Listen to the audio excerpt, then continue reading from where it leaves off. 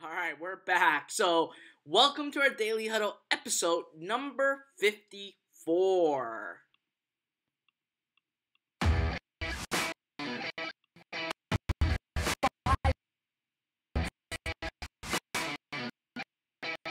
That you want to know and you want answers to.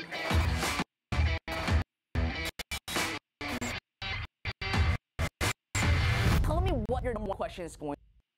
All right, so we are back, and right now I'm actually in Maryland for our Zero Up Elites event. So here's the deal. I don't know what the internet status is. I did upgrade my internet right in my room, so it is the enhanced internet connection. So I hope that there is no such thing as what happened last time when I traveled, which was simply not being able to actually broadcast live on YouTube and Facebook at the same time. And I just remembered that I forgot to actually come on live on Instagram as well. So first thing first, if you guys can actually hear me loud and clear, put in a 1 right into the comment box right below if you are on Facebook, and if you're on YouTube, put a 1 right on the comment box on the right. And also if you're on Instagram, obviously make sure you put a 1 as well. So I can do a quick check and making sure that obviously you guys can hear me loud and clear. You guys can actually see my screen, because if I am actually coming on into our daily huddle and I wasn't able to actually talk to any of you guys, it doesn't make sense. So, okay, I'm getting a lot of ones coming in. Excellent, excellent. Just checking on YouTube side. Excellent. I'm getting ones starting to pour in YouTube at the same time. So, like I said earlier, right now I'm actually in Maryland for our live events that we are hosting. So that's why I'm actually in a very different time zone. So the time that I actually come on live for our daily huddle in the next week is going to be different. It's usually, I hope that I can commit to this time of the day. But again, I don't know what my schedule is going to look like, and I need to actually stay focused with the elite members. So just to give you guys a heads up on that end of things. Now, in today's topic, I want to cover Chinese New Year. So obviously Chinese New Year is coming up in simply 2 weeks time right now.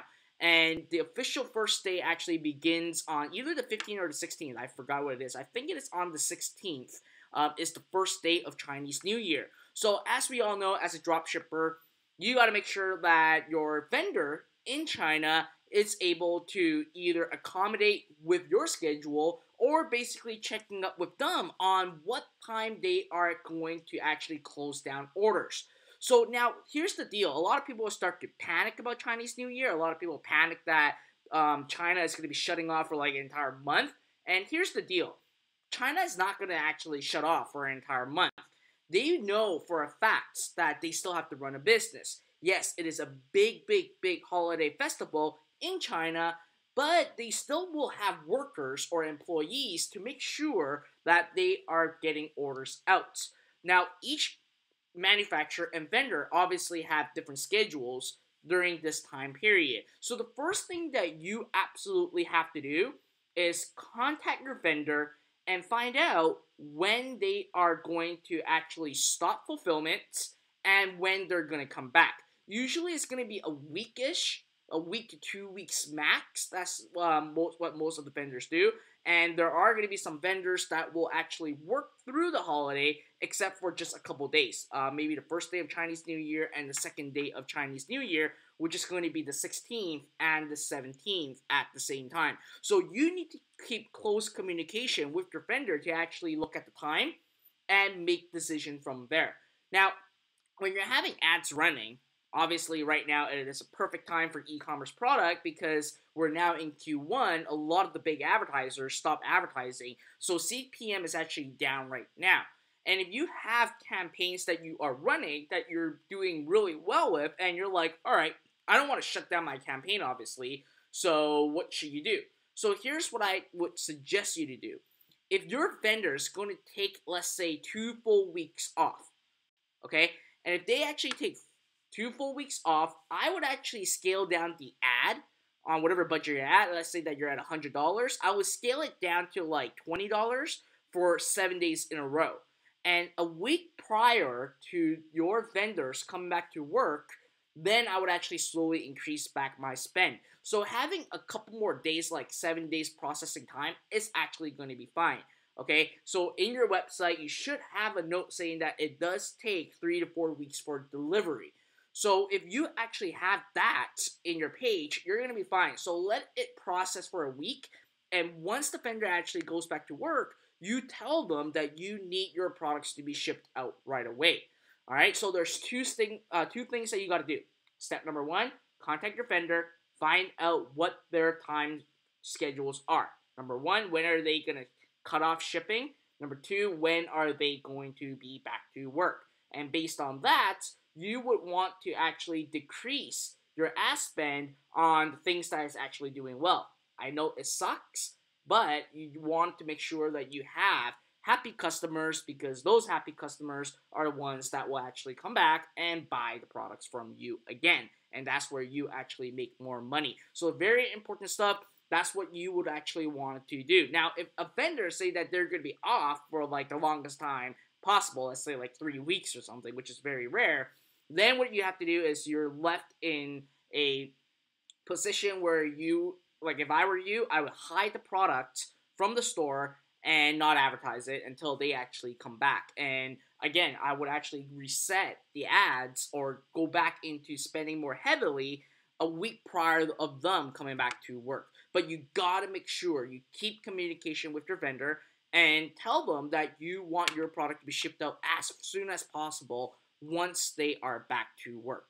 All right, so nothing to be really be afraid of, nothing to be really scared about. Again, just decrease your ad spend and then keep close communication with your vendor. These are two most important things that you obviously got to do. Now, with that, I'm going to actually pull out our questions for today that is being featured, and I'm just pulling up from my laptop right now. And to showcase these pictures now, the internet is pretty slow when I'm broadcasting right now on YouTube, Facebook, and Instagram. So my emails right now is taking forever to load. So hold on a sec. All right. So come on. Load. Oops. Click on the wrong email right now. Where are you? Here you are. Okay. All right. So obviously, the first question is actually by Elaine Astorino. Astorino.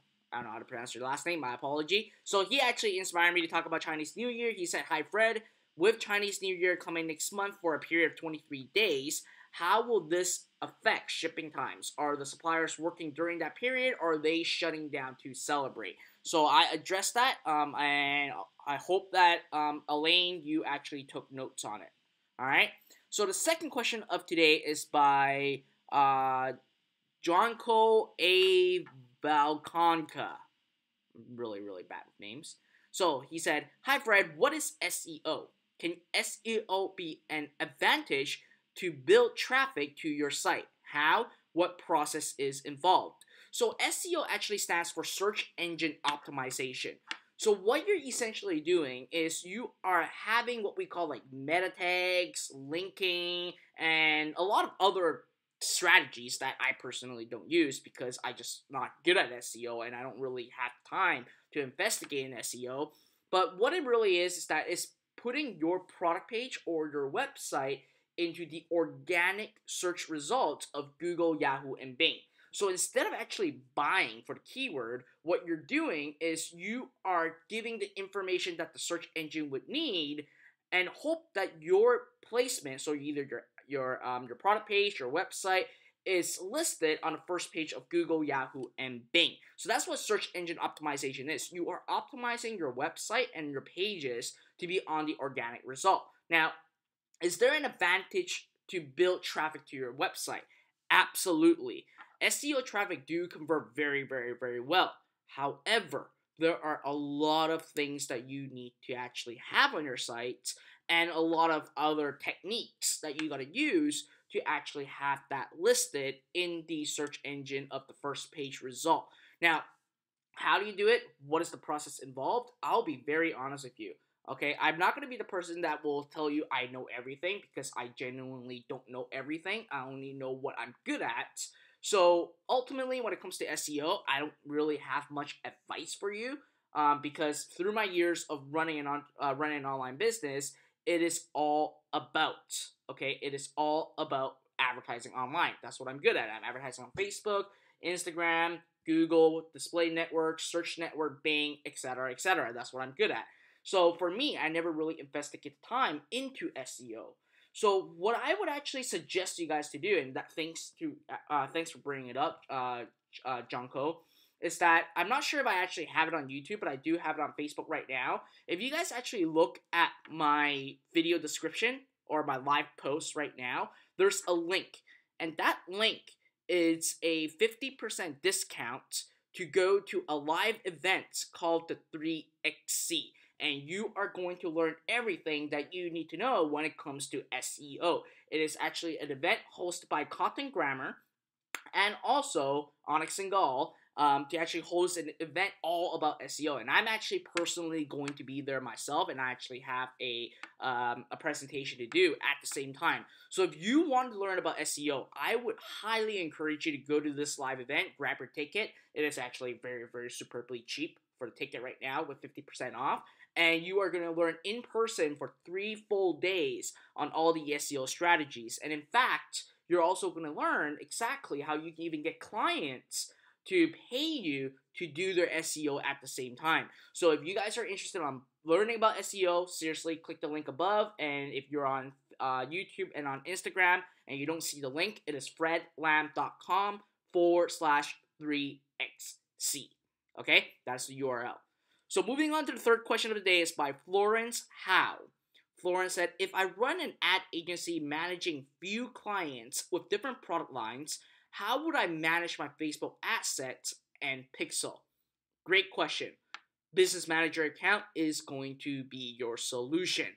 So now also, I'm not sure what kind of deal you have with your clients. Sometimes when I was working with my clients previously, I don't own their ad accounts. The client owns the ad account and then assign it to my Business Manager account. So my Business Manager account will have access into all my clients' ad accounts, and obviously that's what you want to do. You want to have one ad account per client, and you don't really necessarily need a different account per product if they have a diverse product line. But what you need to do is you need to make sure you set up custom product conversions for your clients, so that you are actually having the right data that is telling Facebook to optimize on your ads that you have for your clients. Now, let's say that if your client doesn't have an ad account, then simply go to your Business Manager account and you can add a new account. And as long as you have active ad accounts running, and if you run out of the account limits, you can actually contact Facebook to request more ad accounts. So that's what you want to do. So it's very important for you, Florence. If you're running an ad agency, you want to make sure that one client, one ad account. Unless if the client has like 3 different websites on 3 different portfolios, then you would actually want 3 different ad accounts for his 3 or hers website. So you always want to tie one ad account with one domain, so that you are using the right pixel, and the pixel is dedicated to that one website. Alright, so I hope that helps you out. Nate Greaves 14 said, nice haircut, thank you very much. So moving on to the fourth question of today is by Dominic Sun. Dominic said, hi Fred, firstly, thanks a lot for your awesome Zero Up training. It has been absolutely life-changing for me. After purchasing Zero Up since July, I kept struggling, but stayed committed, created a new store in late mid-December, and managed to earn 4-figure in sales for my first 6 days of advertising. Congratulations, Dominic. I've seen your progress, and I'm super, super stoked. And to be the person that inspired you and to give you the training that you need to actually generate 4 figures in just 6 days. That is absolutely phenomenal. So you guys should all congratulate Dominic right into the comment box. That is some inspirational stuff right there. 6 days generating 4 figures in sales. So I am very, very proud of you, buddy. So your question is, I would like to ask more about lookalike exclusions. How would you exclude all lookalikes from view content, add to carts, checkout, and purchases? Plus, lookalikes from 1% to 10%. Could you use PixelBay custom audiences as the only exclusion without excluding 1%, for example, for future lookalikes? Also, after 180 days has passed from creating the PixelBay custom audience, PixelBay will start to disregard the past audiences. How would we tackle this issue in the future? So these are some pretty advanced questions. So here's what you wanted to do, okay?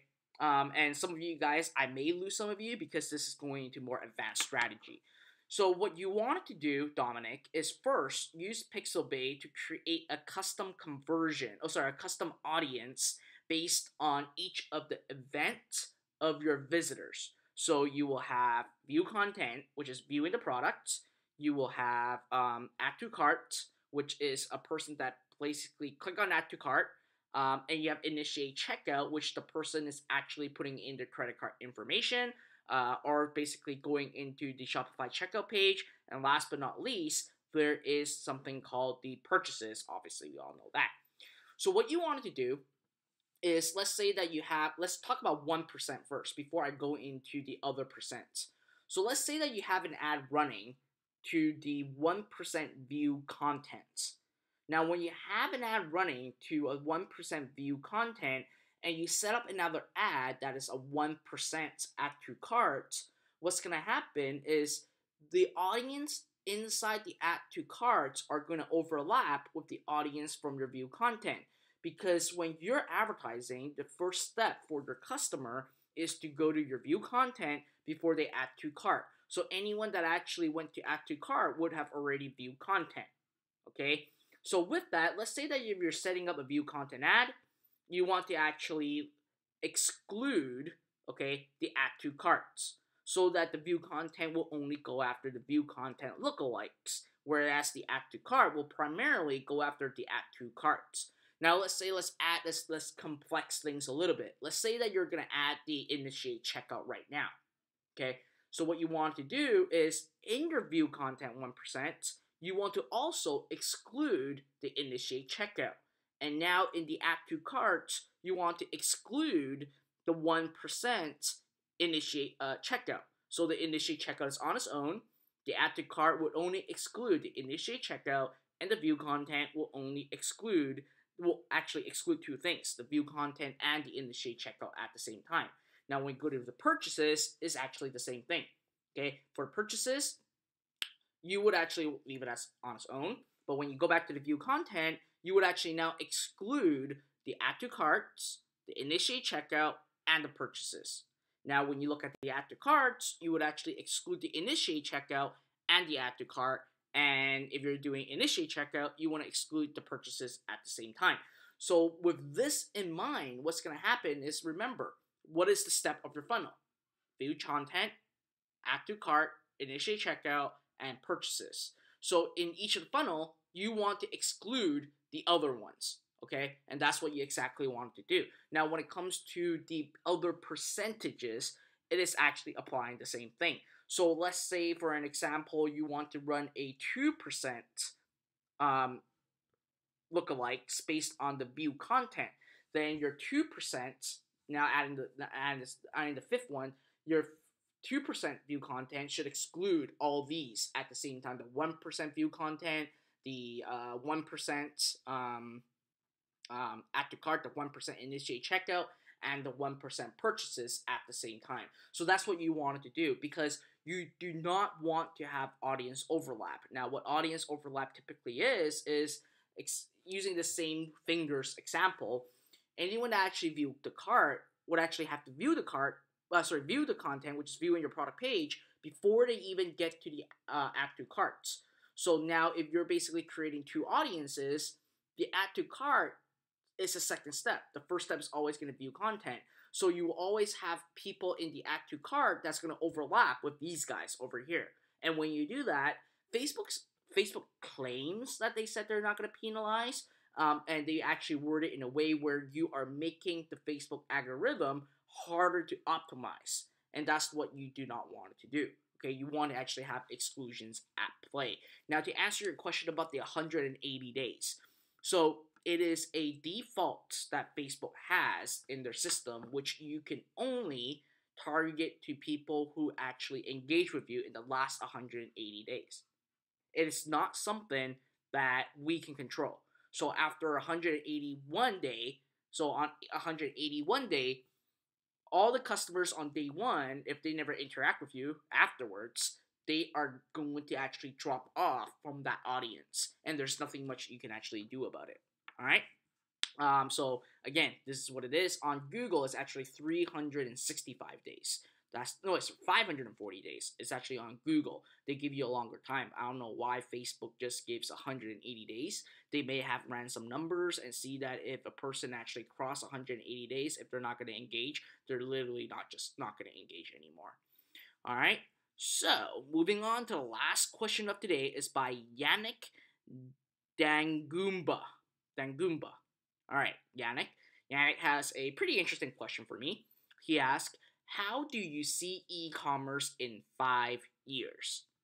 That is a really good question. And here's the deal. For me, I usually look at things in 3 years time frame, and I don't really look in 5 years. Because in 5 years, there can be so many changes. And with an online business and with our technology nowadays, things just evolve and change at a rapid pace. So 5 years out, I personally believe and I feel that it is way too long. So I always look into 3 years plan. Whatever I do in my business, in my personal, I really create things around a 3-year plan, because usually on the 4th and 5th year, things will have a massive and drastic change. So now if you ask me, how do you see e-commerce in 3 years? I would have a perfect answer for you. So for e-commerce in 3 years, what I'm going to see is that there are going to be a lot more people going to create their Shopify store and really building their online store as an entrepreneur. So as we all know, when there starts to be I can't say a saturation, because obviously the number will keep growing, because according to Statista, the amount of money that's going to be spent in the next 3 years will keep growing up. So I don't see a market saturation. However, I do see the level of competition and the competitiveness to actually keep running or start new when it comes to running a e-commerce store. And what I see is that if you can manage your average order value as high as possible, you are not going to have any problem if there are any changes. Because if you have a high average order value, using upsells, using emails, etc., any changes that happens, it won't have a drastic effect on your business. Now, with that being said, where I'm leading to is the average order value needs to be looked at. And in order for an e-commerce store 3 years later to really succeed is to really look at the average order value. And whoever has the highest average order value will keep crushing it and will win in the space. Now, what I can also predict is that 3 years later, 3 years from now, there will be another dominant player for buying traffic online outside of Facebook. And they are going to be built specifically for e-commerce. What is it right now? I actually have 2 different predictions in place. My first prediction is going to be back to AdWords. They are going to do a lot of things to actually get back their market share for e-commerce, and I know that for a fact. The second, which I personally feel and I see a potential in there, it's not, I don't know, it may be a wild guess for me, which is Twitter. I think Twitter will have a comeback for e-commerce, given the fact that right now they are allowing images and allowing videos in their Twitter feed. So I feel that there is going to be a potential for e-commerce when it comes to traffic source. Now, the other prediction that I have and how I see e-commerce in 3 years is virtual reality. that's going to be a very, very, very, very big thing. As you guys all know, I've already told you that video ads are just going to convert very well for e-commerce because people just love the experience of a video, seeing the product, can actually see themselves using the product. That's why video ads work. But what I can actually see in 3 years from now is virtual reality. People actually buying the product or using some kind of apps or VRs to really see the product in 3D and buy the product. Especially for fashion, I think it's going to be very, very massive. I'm pretty sure fashion will be, for e-commerce, will actually take a very, very big change in 3 years, where people get to actually take a picture of themselves, use a VR, and then can actually, with the VR, looking at the mirror, they can actually see themselves how they look like with that dress or jeans or t-shirt or etc, etc. And I think that's where the trend is going to happen. So when it comes to e-commerce, I think that there's going to be more and more people coming on. Well, I think that is going to be a fact. And I know for a fact that he who is the most educated will always strive, because things will change. Okay, things will change.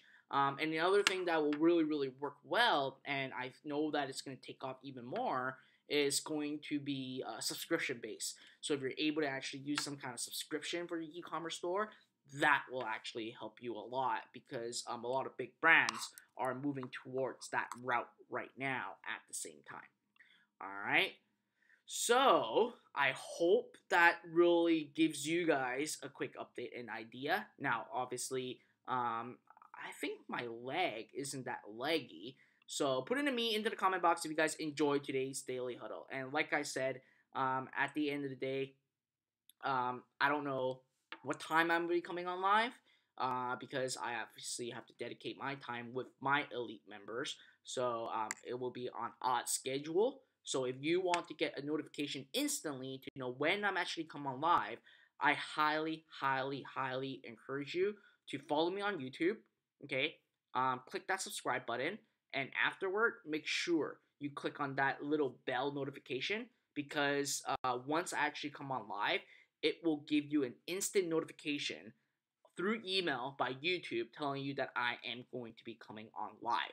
And keep in mind, I'm in Eastern time zone right now, so I may potentially be coming on live a lot earlier than where I was, which is in Vancouver in Pacific time. So just give you guys heads up on that. And it does seem like my internet connection is actually pretty great at the hotel, so that is good.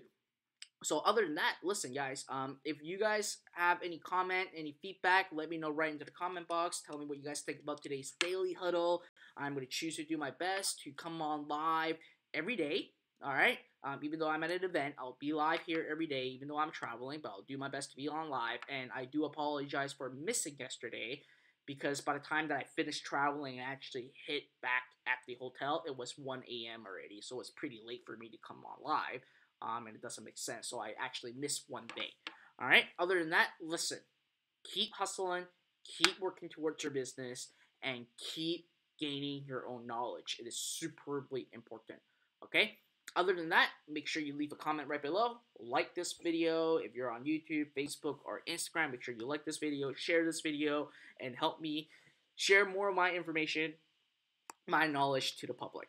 All right, other than that, I look forward on seeing you guys tomorrow. Bye now.